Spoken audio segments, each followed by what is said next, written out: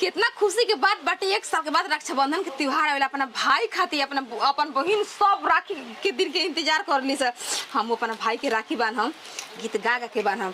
ए भैया तू ही जान परान, हमरे खातिर तू भगवान, प्यार मिले हमके राम जैसन भाई से, रोवला ता उठेला दर्दिया हंसेला सुख पाइले सासू माई तोहरा जैसन मिले सबके भाई, रब से मनाइले हो। ये का हो माला के का हो चौपट से हर एक चीज के सवाल का जवाब बता देता कि हम पगला गइल बानी।